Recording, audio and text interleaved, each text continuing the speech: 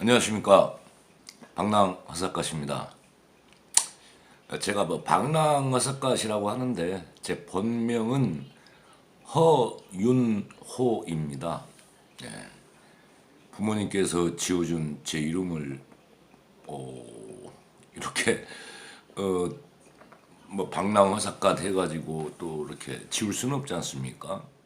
방랑허사카시라고 했던 이유는 어떤 이제 유통일 하다 보니까 여기저기 돌아다니잖아요.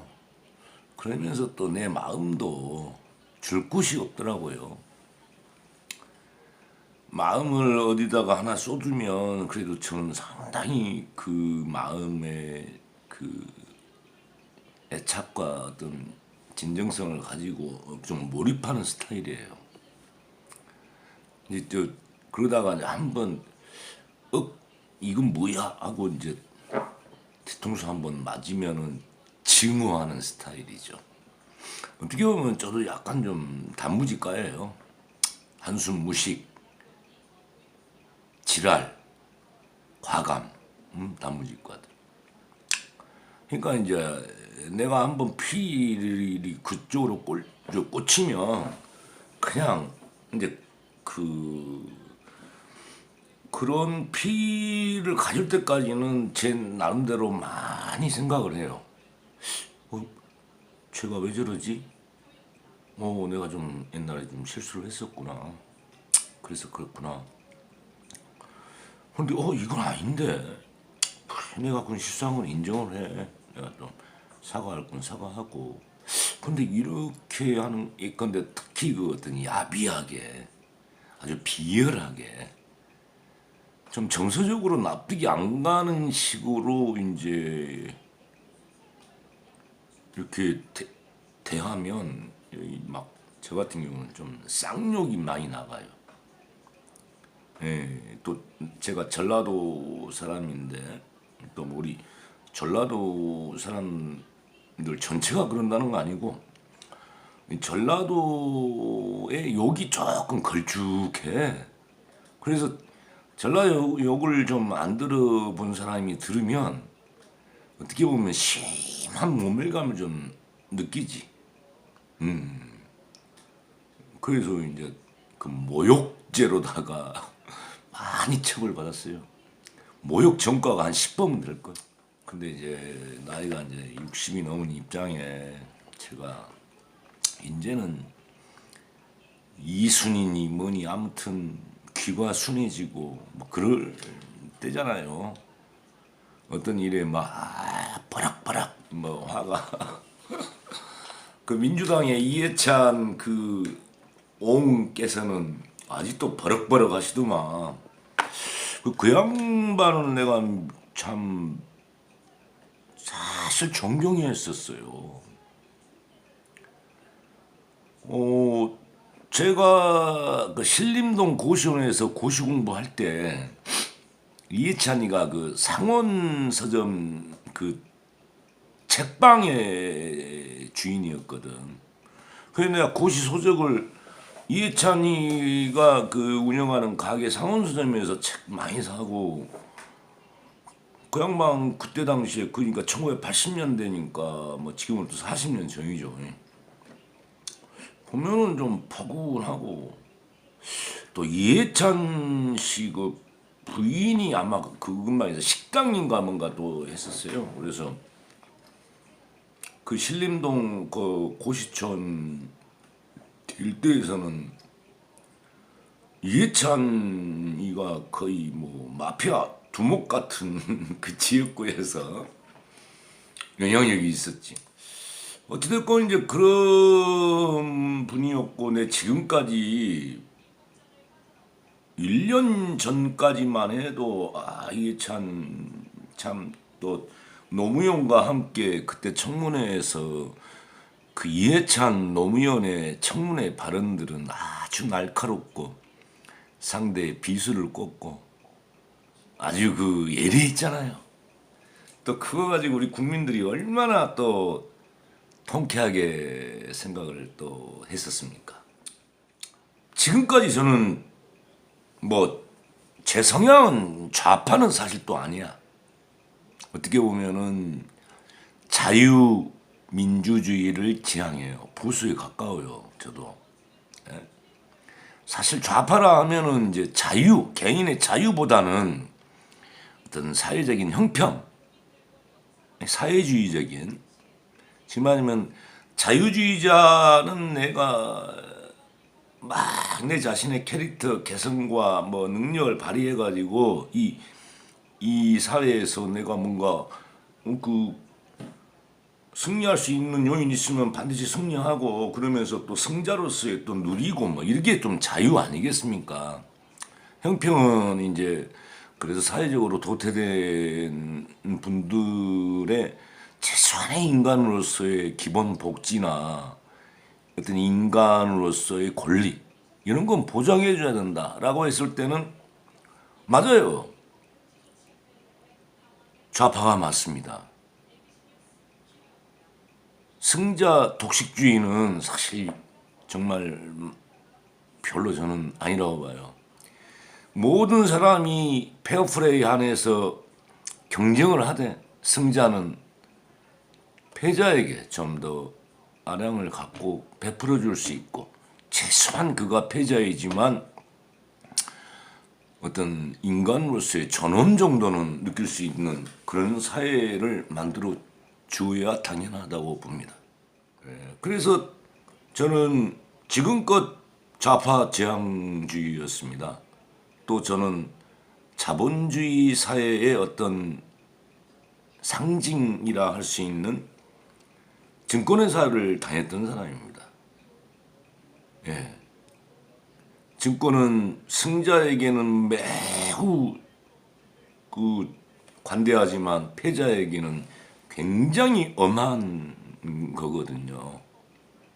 예. 어떻게 보면은 제가 살아온 삶은 오히려 우파에 가까웠습니다. 그러나 저는 지금까지 살아오면서 우파를 정말 경멸하고 증오하고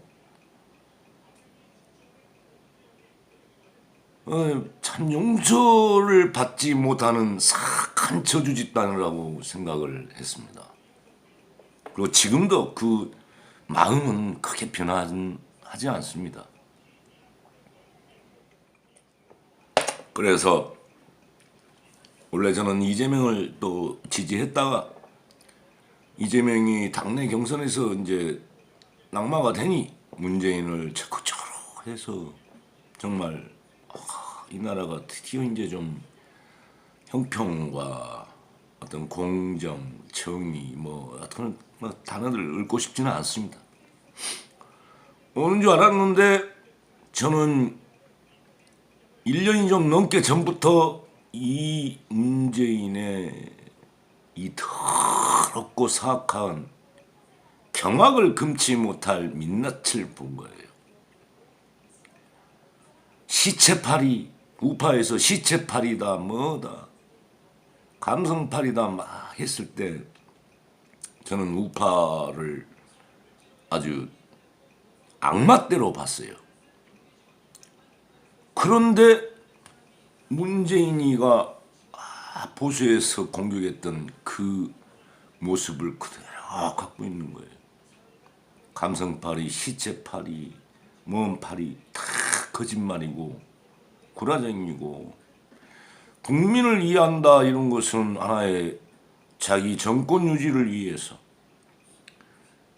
사리사욕, 자기 집단 그 자기들의 집단만 살아나가는 국민 총화가 아니라 이런 패거리 이건 정말 조폭이라 하면은 그 나름대로 질서도 있고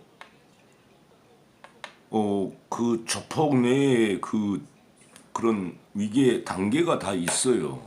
그러니까 어떤 합리적인 그 조직에 대한 운영 지침이라도 있는 거예요. 그것도 없는 것이 바로 양아치들 집단이거든요. 원리 원칙도 없어요. 보수가 아니 걔는 괜찮아 그러면 괜찮은 거고, 걔는 안 돼 그러면 안 되는 거예요. 원리 원칙도 없이 그런 아주 동네 뒷골목 양아치 같은 집단이라는 것을 최근에 깨닫고 있습니다. 조국에게 인간적인 빚이 있다. 그를 놔둬라. 한나라 대통령으로서 그건 도저히 할 수 없는 발언이었습니다. 읍참마속이라고들 아시잖아요. 전체적인 기강을 위해서 아무리 내가 아끼는 내 충신이고 나의 정말 복심이고 그런 내 부하지만 큰 대의와 원리 원칙과 어떤 법을 위반했을 때 그를 용서한다면 국가의 기강은 서지 않을 것이기 때문입니다. 대통령으로서 해서는 안 되는 얘기. 조국에게 인간적 빚을 많이 졌다. 그러니 그를 놔둬라. 송철호 시장은 나하고 30년의 어떤 인권 변호사로서 같이 일을 해왔던 나의 절친이다. 그러니 그를 시장으로 만들어달라. 이것은 도저히 공인으로서 더군다나 대통령이라는 국가를 통수하는 위치에서 도저히 할 수 없는, 어떤 분들은 인간적으로 문재인이 그래도 그런 인간적 의리 그렇게 그것을 좋아하고, 또 이재명이가 자기 형에게도 엄청난 잣대를 대고 어떠한 공권력을 이용하려고 하지 말라고 형에게 엄하게 행동했던 그 행동에 대해서 이재명은 인정도 없고 도덕적으로 페루나로 모는 이 국가적 현실을 보면서 이재명이야말로 공인의 자세다. 공인이라 하면은 그런 공과 사를 엄격히 구분하고 행동하는 그 이재명에게 우리는 박수를 보내야 됩니다. 어찌됐건 지금 코로나 확산으로 모든 국민들이 움츠러들고 경제활동 거의 지금 이건 마비 수준의 직전에 와 있다고 보아집니다. 여기서 조금 더 진행되면은요, 국가 경제 파탄으로 갑니다. 그렇게 됐을 때 문재인은 용서받지 못할 대통령이 될 것입니다. 지금이라도 국가재난 비상사태를 선포하고, 그리고 정부에서 태스크포스로 재난통제본부를 24시간 운영하면서 우리 국민, 우리 국가의 방역에 최선의 힘을 발휘해야 될 시점이라고 봅니다. 이를 문재인이 방기하고 그 특유의 어영부영 이렇게 이 상황을 대처했다가는 국가의 6.25 전쟁에 버금가는 국가적 대재앙, 재난의 대재앙을 맛보게 된다는 것을 말씀드리고 싶습니다. 지금은 좌파, 우파, 이것은 정치꾼들이 우리를 이용하기 위한 프레임이지 절대적으로 좌파, 우파 의미가 없습니다. 저는 우파적 삶을 살았으면서도 좌파를 지지 응원했고, 또한 우파를 지지하시는 분들도 좌파적 삶을 살고 있는 분들이 많습니다. 이러한 저 정치꾼들이 우리 국민들을 이용하기 위한 이 프레임을 떠나서 좌우를 떠나서 우리는 국가가 태평하고 국민이 행복한 그런 나라를 만들기 위해서 저 정치꾼 몰입애들에게 이용당하지 않고 오직 국가와 국민 그리고 정의, 공정, 형평 이러한 좋은 나라를 위해서 다 같이 함께 해야 된다고 생각합니다. 좀 뭐 부족한 말씀이나 뭐 그렇다는 겁니다. 다음에 또 뵙겠습니다.